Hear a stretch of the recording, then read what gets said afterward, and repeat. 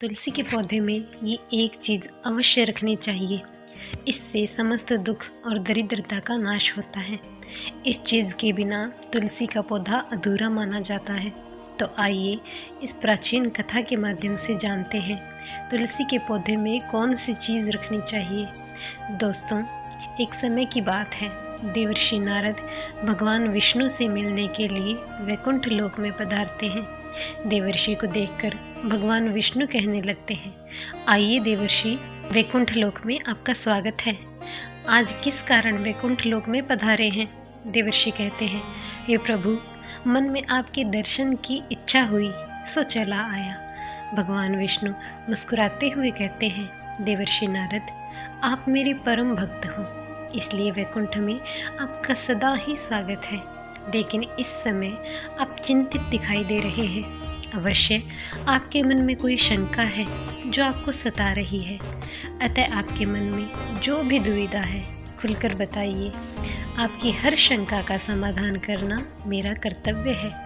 नारद जी कहते हैं, हे प्रभु, आप तो भक्त वत्सल है। आप अपने भक्तों की हर इच्छा का ध्यान रखते हैं। आप सब जानते हैं कि आपके भक्तों के मन में क्या चल रहा है। इसलिए मेरे मन में जो शंका है उसे आप जानते ही होंगे। किंतु फिर भी अगर आप आज्ञा दें तो मैं आपसे कुछ पूछना चाहता हूँ। भगवान विष्णु कहते हैं, देवर्षि नारद, आप तो भक्त शिरोमणि हैं। आप जो भी जानना चाहते हैं मैं भली भांति जानता हूँ, और ये भी जानता हूँ कि आपकी इस शंका के समाधान में समस्त मानव जाति का कल्याण छिपा है। इसलिए आप तो निसंकोच होकर पूछिए जो भी पूछना है। देवर्षि नारद कहते हैं, प्रभु, आज मैंने नीलगिरी पर्वत पर एक विचित्र घटना देखी जिसका वर्णन मैं आपको करना चाहता हूँ।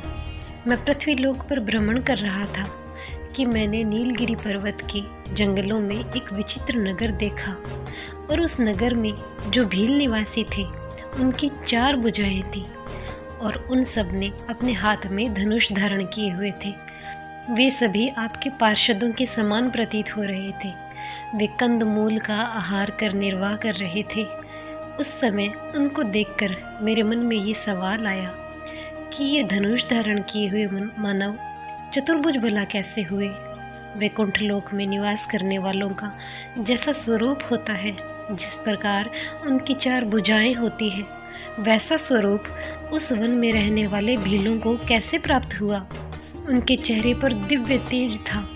हे प्रभु, उन भीलों ने ऐसा कौन सा पुण्य किया है कि उन्हें ऐसा दिव्य तेज और चतुर्भुज स्वरूप प्राप्त हुआ। जैसा स्वरूप देवताओं को भी प्राप्त करना कठिन है, ऐसा स्वरूप इन पृथ्वीवासी भीलों को कैसे प्राप्त हुआ। हे प्रभु, कहीं ये आपके वैकुंठ लोक के निवासी ही तो नहीं है जो पृथ्वी पर निवास करने के लिए चले गए हैं। हे प्रभु, कृपा कर मुझे इसका रहस्य बतलाइए। प्रभु मुस्कुराने लगते हैं और कहते हैं, देवर्षि नारद, आपने जो देखा है वो कोई माया नहीं है, ना ही वे सब वैकुंठ लोक के निवासी हैं। उनको चतुर्भुज रूप मेरी कृपा से प्राप्त हुआ है, क्योंकि उन्होंने एक अत्यंत दुर्लभ पुण्य का कार्य किया है, जिसके फलस्वरूप उन्हें चतुर्भुज रूप प्राप्त हुआ है। भगवान विष्णु आगे कहते हैं, नारद, मैं आपको एक अत्यंत प्राचीन कथा सुनाता हूँ। इस कथा के माध्यम से आपकी हर शंका का समाधान हो जाएगा। जो भी मनुष्य इस कथा को सुनता है उसके समस्त पापों का नाश हो जाता है, और वो चतुर्भुज रूप धारण कर मेरे साथ वैकुंठ में निवास करते हैं। देवर्षि कहते हैं, हे प्रभु, आपके मुख से अत्यंत पवित्र कथा को सुनना मेरा सौभाग्य है। आप कृपा कर मुझे ये कथा कहिए। भगवान श्री विष्णु कथा आरंभ करते हैं। हे नारद, पूर्व काल की बात है। नीलकंठ के जंगलों में सावर नाम से प्रसिद्ध एक शिकारी रहता था। वो अत्यंत दुष्ट और हिंसक प्रवृत्ति का मनुष्य था। सदैव जीव जंतुओं की हत्या, दूसरों का धन लूटना, बस यही उसका रोज का काम था। क्रोध, द्वेष, काम आदि दोष हर समय उसके अंदर भरे रहते थे। वो वन में इधर उधर भटककर अकारण ही निष्पाप पशु पक्षियों को घायल करता रहता। एक दिन वो शिकारी जंगल में शिकार कर रहा था। उस दिन उसका अंत समय निकट आ चुका था। उसे इस बात का ज्ञान नहीं था वो हाथ में धनुष लिए शिकार की खोज में निकल पड़ा। अनेक छोटे छोटे प्राणियों को शिकार बनाते हुए उन्हें मरने के लिए छोड़कर वो हंसते हुए आगे बढ़ रहा था। अचानक एक विशालकाय शेर उसके आगे आ गया। शेर को अचानक सामने देख शिकारी भयभीत हो उठा और अपना धनुष निकालकर उस पर प्रहार करने लगा, किंतु वो काल रूपी शेर अत्यंत भयंकर था। बाण तो जैसे उसका कुछ बिगाड़ ही नहीं पा रहे थे और उसके विशाल शरीर से टकराकर नीचे गिर रहे थे। वो शिकारी की ओर क्रोध से देखकर कहने लगा, हे दुष्ट, तुमने मेरे जंगल में रहने वाले अनेक निष्पाप प्राणियों का अकारण मारा है। अब तुम भी अपने प्राण गंवाने के लिए तैयार हो जाओ। शेर की गर्जना सुनकर शिकारी डर के मारे कांपने लगा। शेर ने अपने एक ही पंजे के प्रहार से शिकारी को घायल कर जमीन पर गिरा दिया। शिकारी उसी क्षण मृत्यु को प्राप्त हो गया। उस शिकारी की मृत्यु के बाद वहां 2 यमदूत प्रकट हुए। वे यमदूत अत्यंत भयंकर थे। वे कहने लगे कि समस्त प्राणियों को पीड़ा देने वाले, निष्पाप जंतुओं को मारने वाले इस पापी को बांध लो। फिर उन यम के दूतों ने शिकारी को पाश में बांधकर कहा, हे दुष्ट, तुमने अपने जीवन में कभी कोई अच्छा काम नहीं किया। जन्म से अब तक तुमने कभी किसी की सेवा नहीं की। समस्त पापों को दूर करने वाले भगवान श्री विष्णु को तुमने कभी स्मरण ही नहीं किया, कभी दान धर्म नहीं किया। धर्मराज तुझे भयंकर नरक में डालेंगे। यमदूतों के ऐसे वचन सुनकर वो शिकारी भयभीत हो गया और हाहाकार करने लगा। तभी उस स्थान पर एक वैष्णव ब्राह्मण आ गया जो सदैव मेरी ही भक्ति किया करता था। जब उस ब्राह्मण ने देखा कि यमदूत अपने पाश में बांधकर एक शिकारी को लिए जा रहे हैं तो उन्हें बड़ा विस्मय हुआ। वे महात्मा बड़े दयालु थे। उनका मन उस शिकारी को देख करुणा से भर उठा। उन्होंने मन ही मन सोचा कि मेरे रहते इस प्राणी को घोर यातनाएं भोगनी पड़ रही है, इसलिए मैं अभी इस मनुष्य को इन यमदूतों से छुटकारा दिलाता हूँ। ऐसा सोचकर वो ब्राह्मण हाथ में शालिग्राम लेकर उस शिकारी के पास गए और शालिग्राम का पवित्र चरणामृत, जिसमें तुलसी दल मिला हुआ था, उस शिकारी के मुख में डाल दिया।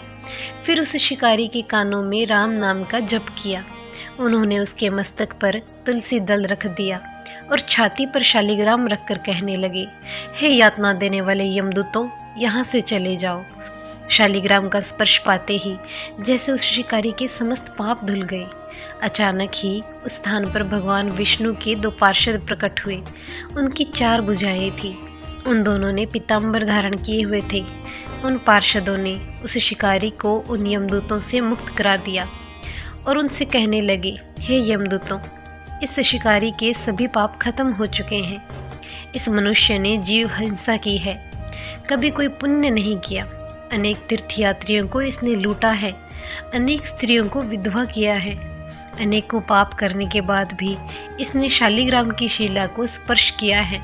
जो मनुष्य शालिग्राम का स्पर्श पा ले, उसका तो ब्रह्म हत्या का पाप भी नष्ट हो जाता है।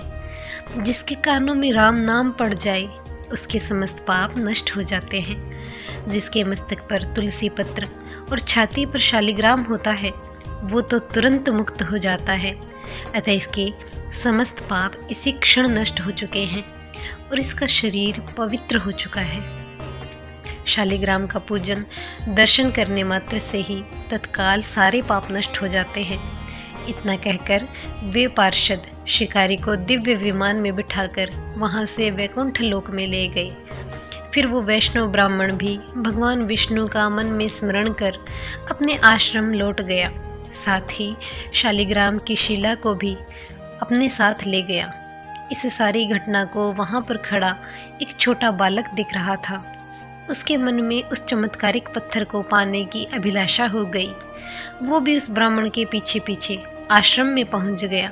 वहां जाकर उसने देखा कि ब्राह्मण ने शालिग्राम तुलसी में रखकर उसका पूजन किया तथा उसे प्रसाद चढ़ाया।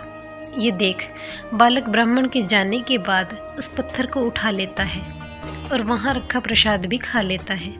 प्रसाद को खाते ही उसका शरीर तेजवान हो गया। वो अचानक ही 4 भुजाओं वाला बन जाता है। इससे वो बालक डर गया और अपने घर की ओर भागा। गांव वालों ने जब उसका ये रूप देखा तो सब आश्चर्यचकित रह गए। सभी उससे पूछने लगे कि ये कैसा चमत्कार है, तुम्हारी 4 भुजाएं भला किस प्रकार हो गई। उस बालक ने अपने गांव वालों को सारा वृतांत सुनाया। इस पर सभी गांव वाले इकट्ठा होकर उस ब्राह्मण के आश्रम में पहुंचे।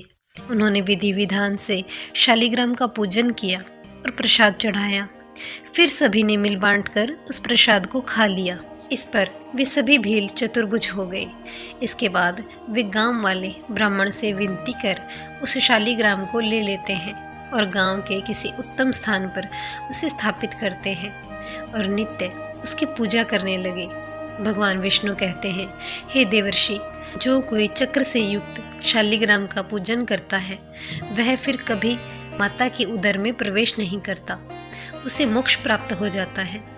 गंडक नदी से उत्पन्न हुए शालिग्राम की शिला मनुष्य के 100 जन्मों के पाप भी एक क्षण में हर लेती है। मनुष्य कैसा भी पापी हो, शालिग्राम की शिला का चरणामृत पीकर पवित्र हो जाता है। किंतु एक स्त्री को कभी भी शालिग्राम की शिला को स्पर्श नहीं करना चाहिए। यदि वो आत्म कल्याण के मोहवश शालिग्राम को स्पर्श करती है तो वो अपने समस्त पुण्य खोकर नरक में गिरती है। यदि कोई मनुष्य पापाचारी हो, यदि वो शालिग्राम की शिला को स्नान कराया हुआ जल पी ले तो वो परम गति को प्राप्त होता है। यदि कोई शालिग्राम का पूजन करता है तो उसे दंभ और व्यभिचार से दूर रहना चाहिए और पराये धन पर नज़र नहीं रखनी चाहिए। तुलसी के पौधे में शालिग्राम अवश्य रखना चाहिए। तुलसी के गमले में शालिग्राम रखने से और अधिक शुभ परिणाम प्राप्त होता है और घर से नकारात्मक ऊर्जा दूर हो जाती है। शालिग्राम में अल्प मात्रा में स्वर्ण होता है, इसलिए यदि इसे तुलसी के गमले में रखें तो माँ लक्ष्मी की कृपा प्राप्त होती है। घर में कभी धन धान्य की कमी नहीं रहती। जिस घर में शालिग्राम होता है वह घर तीर्थों के समान पवित्र हो जाता है। इसे अगर तुलसी के पास रखकर रोज पूजा की जाए तो घर धन से भर जाता है। जिस व्यक्ति को मृत्यु के समय शालिग्राम का चरणामृत पिलाया जाता है वो वैकुंठ लोक को जाता है। घर में केवल एक ही शालिग्राम की पूजा की जानी चाहिए। भगवान विष्णु की मूर्ति से कहीं ज़्यादा उत्तम होता है शालिग्राम की पूजा करना। शालिग्राम को चंदन लगाकर उस पर एक तुलसी का पत्ता रखकर पंचामृत से प्रतिदिन शालिग्राम को स्नान करवाना चाहिए।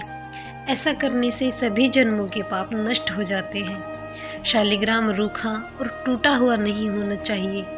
ऐसा होने से मनुष्य दरिद्री बन जाता है। जो शालिग्राम चिकना हो, सुंदर हो, उसी का पूजन करना चाहिए, वही लक्ष्मी प्रदारक होता है। तो दोस्तों, इस प्रकार श्री विष्णु भगवान ने नारद जी को शालिग्राम की कथा और महत्व सुनाया। आपको ये कथा कैसी लगी कमेंट करके बताइएगा और जानकारी अच्छी लगी हो तो वीडियो को लाइक एंड शेयर कीजिएगा और कमेंट में जय श्री हरि विष्णु जरूर लिखिएगा।